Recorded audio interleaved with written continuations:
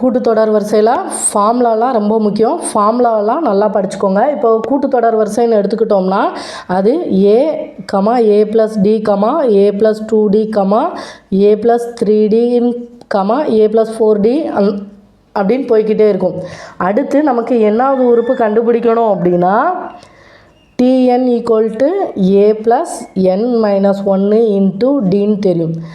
இப்போ பாருங்கள், முதல் உறுப்பு கொடுத்து முதல் உறுப்பு வந்து நமக்கு ஏன்னு தெரியும். முதல் உறுப்பும் அடுத்து கடைசி உறுப்பும் கொடுத்துட்டாங்க அப்படின்னா கடைசி உறுப்பு நமக்கு வந்து லாஸ்ட்டுன்னு தானே சொல்லுவோம். அதை வந்து எல்லுன்னு வச்சுக்கிட்டோம் அப்படின்னா அந்த கூட்டுத்தொடர் வரிசையில் மொத்தம் எத்தனை உறுப்பு இருக்குதுன்னு கேட்பாங்க.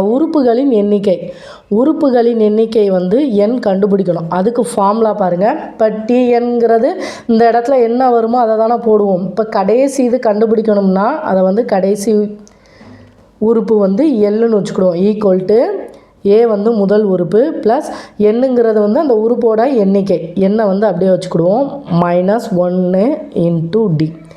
இப்போது நமக்கு உறுப்புகளின் எண்ணிக்கை எண் தான் கண்டுபிடிக்கணும். அப்போங்கும்போது இந்த ப்ளஸ் ஏ வந்து ஈக்குவல் டு இங்கிட்டு வரும்போது மைனஸ் ஏன்னு மாறும். L minus a equal to n minus 1 into d. நமக்கு எண்ணு தான் தேவை. இப்போது இந்த டியை வந்து ஈக்குவல்ட்டுக்கு இங்கிட்டு வரும்போது பெருக்கல்ல இருக்கிறது வகுத்தல்ல மாறும். L minus A divided by d equal to n minus 1. அடுத்து பாருங்கள், நமக்கு இந்த எண்ணு தான் தேவை. அப்படிங்கும்போது இந்த மைனஸ் 1 ஈக்குவல்ட்டுக்கு இங்கிட்டு வரும்போது நமக்கு ப்ளஸ் 1 மாறும். L minus A divided by D plus 1 equal to N. அப்போது உறுப்புகளின் எண்ணிக்கை கண்டுபிடிக்கிறதுக்கு ஃபார்முலா வந்து L minus A divided by D plus 1 தான் ஃபார்முலா. மொத்தம் இந்த 3ஐயும் ஞாபகம் வச்சுக்கோங்க. அடுத்து புக்கிலேயே ஒரு 2 ஃபார்முலா கொடுத்துருக்காங்க. ஒரு கூட்டுத்தொடர் வரிசையில் அடுத்தடுத்த 3 உறுப்புகளின் கூடுதல் கொடுக்கப்பட்டால், அதாவது அடுத்தடுத்த 3 உறுப்புகளின் கூடுதல்னு சொல்லி ஒரு நம்பர் கொடுத்தாங்கன்னா அந்த 3 உறுப்பை நம்ம எப்படி எடுத்துக்கிடணும்னா ஏ minus d comma a comma a plus டின்னு எடுத்துக்கணும். அதாவது சம்மில் அடுத்தடுத்த 3 உறுப்புகளின் கூடுதல் கொடுத்துருந்தாங்கன்னா அந்த 3 உறுப்பை வந்து நம்ம ஏ minus d comma a plus டின்னு தான் எடுக்கணும். இப்படி எடுத்து தான் ஆன்சர் கொண்டு வரணும். இதே இது அடுத்தடுத்த 4 உறுப்புகளின் கூடுதல் கொடுத்தாங்கன்னா அந்த 4 உறுப்பை வந்து ஏ minus 3d comma A minus d comma a plus D comma a plus 3dன்னு எடுக்கணும். இதான் ஞாபகம் வச்சுக்கோங்க. இதுக்கு வந்து பொது வித்தியாசம் வந்து நமக்கு டி, இந்த இதுக்கு பொது வித்தியாசம் வந்து 2dன்னு கிடைக்கும். அதாவது ஒரு கூட்டுத்தொடர் வரிசையில் வந்து அடுத்தடுத்த 3 உறுப்புகளின் கூடுதல் சம்மில் கொடுத்துருந்தாங்கன்னா அந்த 3 உறுப்பை வந்து ஏ minus d comma a plus டின்னு எடுக்கணும். இதே இது அடுத்தடுத்த 4 உறுப்புகளின் கூடுதல் கொடுத்தாங்க அப்படின்னா ஏ minus 3d comma A minus d comma a plus D comma a plus 3dன்னு அந்த உறுப்பை வந்து எடுக்கணும். ஞாபகம் வச்சுக்கோங்க. ஃபார்முலாலாம் கொஞ்சம் நல்லா பார்த்துக்கோங்க. அடுத்து பாருங்கள், எடுத்துக்காட்டு 2.26 3 கமா 6 கமா 9 கமா 12 கமான்னு போய்கிட்டே இருக்குது. அடுத்து கடைசி வந்து 111ன்னு கொடுத்துட்டு என்ற கூட்டுத்தொடர் வரிசையில் உள்ள உறுப்புகளின் எண்ணிக்கை என்னன்னு கேட்டிருக்காங்க. உறுப்புகளின் எண்ணிக்கைனா இந்த 111ன்னு வருதுல்ல, இது வந்து எத்தனாவது உறுப்புன்னு கேட்டிருக்காங்க. நமக்கு ஃபார்முலா தெரியும்ல, உறுப்புகளின் எண்ணிக்கை n equal to l minus A divided by D plus 1. இங்கே ஏங்கிறது முதல் உறுப்பு, ஏ வந்து என்னது 3, டிங்கிறது பொது வித்தியாசம். இங்கே 6லேருந்து 3 கழிச்சா 3, 9லேருந்து 6 கழிச்சா 3, அப்போ பொது வித்தியாசம் நமக்கு 3. எல்லுங்கிறது என்னது நமக்கு கடைசி உறுப்பு 111 மைனஸ் 3 டிவைடட் பை 3 ப்ளஸ் 1. 111லேருந்து 3 நம்ம கழிக்கணும். கழித்தோம் அப்படின்னா 108ன்னு வரும். Divided by 3 plus 1. இப்போ இதை 3ஆல் அடிக்கலாம்ல. 3 9, மிச்சம் 1, 6 3 18, 36ஐயும் 1ஐயும் கூட்டினா நமக்கு 37. அப்போது இந்த கூட்டுத்தொடர் வரிசையில் மொத்தம் 37 உறுப்பு வந்து இருக்குது. அடுத்த சம் பாருங்கள். ஒரு கூட்டுத்தொடர் வரிசையின் 7வது உறுப்பு -1 மற்றும் 16வது உறுப்பு 17 எனில் பொது உறுப்பை காண்கன்னு கேட்டிருக்காங்க. நமக்கு பொது உறுப்புக்கு ஃபார்முலா என்னது? Tn = a + n - 1 × d. இப்போது Tn கண்டுபிடிக்கணும்னா நமக்கு முதல் உறுப்பும் பொது வித்தியாசமும் தெரியணும். இங்கே வந்து 7வது உறுப்பும் 16வது உறுப்பும் கொடுத்துருக்காங்க. அப்போ இதிலிருந்து நம்ம முதல் உறுப்பும் பொது வித்தியாசமும் கண்டுபிடிப்போம். இப்போ 7வது உறுப்பு கொடுத்துட்டாங்க. T7 = T7ஓட மதிப்பு என்னது? -1. அதாவது T7 வந்து எப்படி எழுதுவோம்? a + இந்த எண்ணுக்கு பதிலாக 7 - 1 × d, a + 6d. இதோட மதிப்பு தான் நமக்கு -1. இது வந்து முதல் சமன்பாடு. அடுத்து பாருங்கள். 16வது உறுப்புனா T16 = a + 16 - 1 15d. இதோட மதிப்பு வந்து 17. இது வந்து ரெண்டாவது சமன்பாடு. இப்போது இந்த சமன்பாடை கழித்தோம் அப்படின்னா a வந்து கேன்சல் ஆயிரும். இப்போ கழிப்போம். அடுத்து a கேன்சல் ஆயிடுச்சுன்னா d மதிப்பு கிடைக்கும். dயை வச்சு நம்ம a கண்டுபிடிச்சோம். இது கேன்சல் ஆயிரும். இப்போ 15லேருந்து 6 கழித்தோம் அப்படின்னா நமக்கு 9dன்னு கிடைக்கும். பெரிய நம்பருக்கு வந்து மைனஸ் சிம்பிள் இருக்குது. -9d = இது -17, இது -1. அப்போது ரெண்டையும் கூட்டுவோம். -18. இப்போ d தான் கண்டுபிடிக்கணும். d = -18. இந்த -9 பெருக்கல்ல இருக்க -9 ஈக்குவல்ட்டுக்கு அங்கிட்டு வரும்போது வகுத்தலில் மாறும். மைனஸ் கேன்சல் ஆயிரும். 9 9 18. இப்போ d வந்து நமக்கு 2ன்னு கிடைக்கும். இதை வந்து நம்ம முதல் சமன்பாட்டில் போட்டால் a மதிப்பு கிடச்சிரும். a + 6d = -1. d வந்து நமக்கு என்னது? 2. a + 6 2 பெருக்குனா 12 = -1. a = -1.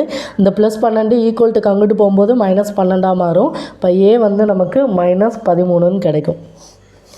இப்போது நமக்கு Tnக்குள்ள ஃபார்முலாவில் போட்டுடலாமா? ஏன்னா பொது உறுப்பு தானே கேட்டிருக்காங்க. Tn = a வந்து என்னது? நமக்கு -13 + n - 1. d வந்து என்னது? நமக்கு 2 -13. இதை வச்சு இந்த 2 வச்சு உள்ளே பெருக்குமா? +2n -1 × 2 -2. இப்போது நமக்கு 2n - 15ன்னு கிடைக்கும். ஏன்னா -13ஐயும் -2ஐயும் கூட்டினா -15. அப்போது Tnோட மதிப்பு வந்து 2n - 15. இப்போ ஃபார்முலாலாம் நல்லா பார்த்து மனப்பாடம் பண்ணிக்கோங்க. ஃபார்முலா தெரிஞ்சால் சம்மெல்லாம் ஈஸியாக போட்டுடலாம். அடுத்து வந்து எடுத்துக்காட்டு 2.28 வந்து கடைசி பார்த்துக்கலாம். இப்போது எடுத்துக்காட்டு 2.29 பார்ப்போம். ஒரு கூட்டுத்தொடர் வரிசையில் அடுத்தடுத்த 4 உறுப்புகளின் கூடுதல் வந்து நமக்கு 28ன்னு கொடுத்துருக்காங்க. அதாவது அடுத்தடுத்த 4 உறுப்புகளின் கூடுதல் வந்து 28. அவற்றின் வர்க்கங்களின் கூடுதல் வந்து நமக்கு 276ன்னு கொடுத்துட்டாங்க. அந்த 4 எண்களை காண்க. அதாவது சம்மில் வந்து அடுத்தடுத்த 4 உறுப்புகளின் கூடுதல். அதாவது ஒரு கூட்டுத்தொடர் வரிசையில் அடுத்தடுத்த 4 உறுப்புகளின் கூடுதலுக்கு நம்ம ஏற்கனவே புக்கிலே அந்த 4 உறுப்பு என்னன்னு கொடுத்துருக்காங்கன்னு பார்த்துருக்கோம். a - 3d, a - d, a + d, a + 3d. இதுதான் ஒரு கூட்டுத்தொடர் வரிசையில் அடுத்தடுத்த 4 உறுப்பு. இதே இது அடுத்தடுத்த 3 உறுப்புன்னு கொடுத்துருந்தாங்கன்னா a - d, a + dன்னு எடுக்கணும். இப்போ என்ன சொல்லியிருக்காங்க? 4 உறுப்புகளின் கூடுதல் 28. அப்போ இது எல்லாத்தையும் கூட்டணும். a - 3d + a - d + a + d + a + 3d வந்து நமக்கு 28. இப்போ -3D + 3D கேன்சல் ஆயிரும். அடுத்து -D + D கேன்சல் ஆயிரும். 1 2 3 4 4A இருக்குது. 4A = 28. இப்போ A மட்டும் கண்டுபிடிக்கணும்னா இந்த பெருக்கல்ல இருக்க 4 ஈக்குவல்ட்டு அங்கிட்டு போகும்போது வகுத்தெல்லாம் மாறும். 28/4 நமக்கு A வந்து 7ன்னு கிடைக்கும். அடுத்து பாருங்கள், வர்க்கங்களின் கூடுதல். A - 3D பவரில் 2. அடுத்து ப்ளஸ், ஏன்னா கூடுதலுங்கிறனால ப்ளஸ் போடணும். A - D whole square plus A + D whole square plus A + 3D whole square = 276. நம்ம ஏற்கனவே ஃபார்முலாலாம் படிச்சிருக்கோம். A + B ஹோல் ஸ்கொயரோட ஃபார்முலா என்னது? A² + 2AB + B². இது A - B ஹோல் ஸ்கொயர்னா A² - 2AB + B². இப்போ பாருங்கள், A - 3D இது வந்து A, இது வந்து B. இப்போ A² - 2AB 2 × Aங்கிற இடத்துல A, Bங்கிற இடத்துல 3D. அப்போது நமக்கு என்ன வரும்? 2 3 6 6ADன்னு கிடைக்கும். அடுத்து ப்ளஸ் இது ஸ்கொயர் 3 9D². அடுத்து A - D ஹோல் ஸ்கொயர்னா ப்ளஸ் A² - 2AD ப்ளஸ் B²னா D². அடுத்து ப்ளஸ் AD ஹோல் ஸ்கொயர்னா A² + 2AD + B²ங்கிற இடத்துல D². அடுத்து ப்ளஸ் A² + 2AD 2AB தானே, 2 × A × 3D. இப்போ 6AD plus 3D whole ஸ்கொயர்னா 3 9D² = 276. இப்போ பாருங்கள், -6AD + 6AD கேன்சல் ஆயிரும். -2AD + 2AD கேன்சல் ஆயிரும். இப்போ இதை கூட்டலாமா? A² இப்போ 4A² ப்ளஸ் அடுத்து D² பார்ப்போம். 9D². அடுத்து இது ஒரு D². அப்போ 10D². அடுத்து இங்கே ஒன்று இருக்குது 11. அடுத்து இங்கே 9. மொத்தம் 20D² = 276. நமக்கு ஏயோட மதிப்பு கண்டுபிடிச்சாச்சு 7. 4 × 7² மதிப்பு 49 ப்ளஸ் 20D² = 276. இப்போ 49ஐயும் 4ஐயும் பெருக்குவோம். 9 4 36 மிச்சம் 3 4 16 17 18 19 196. இப்போது 196 ப்ளஸ் 20D² = 276. ப்ளஸில் இருக்க 196 ஈக்குவல்ட்டுக்கு அங்கிட்டு போகும்போது மைனஸில் மாறும். 20D² இதிலேருந்து இதை கழிக்கணும். 276லேருந்து நம்ம 196 கழிக்கணும். 0 80ன்னு கிடைக்கும். அடுத்து பெருக்கல்ல இருக்க 20 ஈக்குவல்ட்டுக்கு அங்கிட்டு போகும்போது வகுத்தலில் மாறும். D² = 80/20. 0 0 கேன்சல் ஆயிரும். 2 2 4 2 8. இப்போ D² வந்து 4. D கண்டுபிடிக்கணும்னா √4 நமக்கு ±2ன்னு கிடைக்கும். நமக்கு ஏயும் டியும் கிடச்சிருச்சு. ஏ வந்து என்னது 7, டி வந்து ±2. அப்போ +2 அடுத்து -2 வச்சு போடுவோம். 4 உறுப்பு என்னது? A - 3D, A - D, A + D, A + 3D. இப்போது A - 3D, A வந்து 7 -3 × 2 6. இப்போது ஃபஸ்ட்டு வந்து 1. அடுத்து A - D 7 - 2 5. அடுத்து A + D 7 + 2 9. அடுத்து A + 3Dனா 7 + 3 2 6. நமக்கு 13ன்னு கிடைக்கும். அதாவது +2 போட்டோம்னா கூட்டுத்தொடர் வரிசை வந்து 1, 5, 9, 13. இதே இது -2 வச்சு போட்டோம் அப்படின்னா a - 3d a மைனஸ் ப்ராக்கெட்குள்ளே 3 × -2 a வந்து என்னது 7 மைனஸ் 3 2 6 -6. இப்போ 7 + 6 நமக்கு 13ன்னு வரும். அடுத்து a - d 7 மைனஸ் ப்ராக்கெட்குள்ளே -2. அப்போ 7 + 2 ஏன்னா மைனஸ் மைனஸ் ப்ளஸ் ஆயிரும் நமக்கு 9. அடுத்து a + d 7 - 2 நமக்கு 5. அடுத்து a + 3d a என்னது 7 + 3dனா 3 × -2. இப்போது 7 + -6 இப்போ நமக்கு 1. இப்போ 13, 9, 5, 1. சம்மெல்லாம் ஃபார்முலாலாம் நல்லா பார்த்துக்கோங்க. அடுத்த சம் பாருங்கள். இது வந்து நமக்கு ஒரு கூட்டுத்தொடர் வரிசையில் அடுத்தடுத்த 4 உறுப்புகளின் கூடுதல்னு சொல்லியிருக்காங்க. அதனால் நம்ம a - 3d, a - d, a + d, a + 3dன்னு எடுத்துருக்கோம். அடுத்த சம் பாருங்கள். ஒரு தாய் தன்னிடம் உள்ள ரூபாய் 207ஐ கூட்டுத்தொடர் வரிசையில் அமையும் 3 பாகங்களாக பிரித்து தனது 3 குழந்தைகளுக்கும் கொடுக்க விரும்பினார். இரு சிறிய தொகைகளின் பெருக்கற்பலன் வந்து 4623. ஒவ்வொரு குழந்தையும் பெரும் தொகையினை காண்க.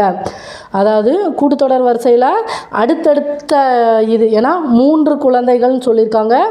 கூட்டுத்தொடர் வரிசையில் அமையும் 3 பாகங்களாக பிரித்து இப்போ கூடுதல் என்ன சொல்லியிருக்காங்க 207ன்னு சொல்லியிருக்காங்க. இப்போ நம்ம அதை எப்படி எடுத்துக்கிடுவோம் a - d, a, a + d. இதுதான் கூட்டுத்தொடர் வரிசையில் 3 அடுத்தடுத்த உறுப்பு. ஞாபகம் வச்சுக்கோங்க. இதே இது 4 உறுப்புன்னு சொன்னாங்கன்னா a - 3d, a - d, a + d மற்றும் a + 3d. இதே இது 3 உறுப்புனா a - d, a, a + d. மொத்தமாக 207 வந்து பிரித்து கொடுக்காங்க. இப்போது இதை வந்து நம்ம கூட்டணும். a - d + a + a + d. இப்போ -dயும் +dயும் கேன்சல் ஆயிரும். 3a = 207. இப்போ a கண்டுபிடிக்கணும். 207/3 3ஆல் அடித்தோம்னா 6 3 18 மிச்சம் 2 நமக்கு 9 3 27.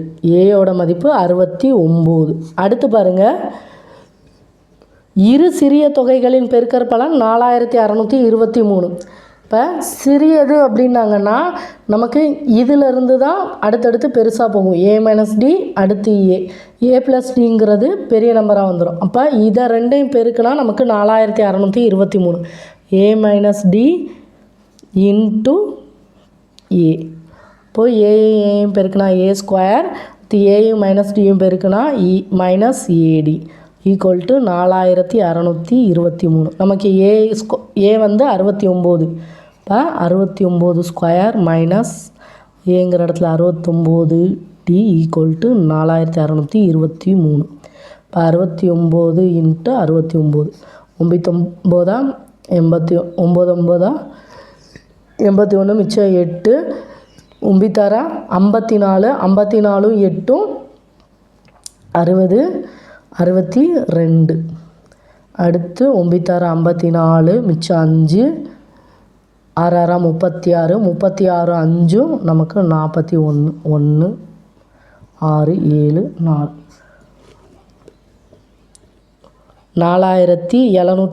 4761 -69d = 4623. இது வந்து இந்த சைடு போகும்போது நமக்கு மைனஸில் மாறும். -69d = 4623 -4761. இப்போ கழிக்கணும். 4623 8 3 1 -69d = -138. இப்போது d தான் கண்டுபிடிக்கணும். இப்போ -69 வந்து பெருக்கல்ல இருக்க -69 ஈக்குவல் டு அங்கிட்டு போகும்போது வகுத்தல்ல மாறும். -138 பை -69 மைனஸ் மைனஸ் கேன்சல் ஆயிரும். இப்போ 3ஆல் அடித்தோம்னா 2 3 6 3 3 9 4 3 12 மிச்சம் 1 6 3 18. அடுத்து 23ஆல் அடித்தோம்னா 1 23 23 23 2ஆல் பெருக்கணும்னா 2 6 2 4 இப்போ 2. டியோட மதிப்பு நமக்கு 2ன்னு கிடைக்கும். அடுத்து நமக்கு ஒவ்வொரு பிள்ளைங்களுக்கும் எவ்வளோ கொடுத்தாங்கன்னு கண்டுபிடிச்சிடலாம். a minus D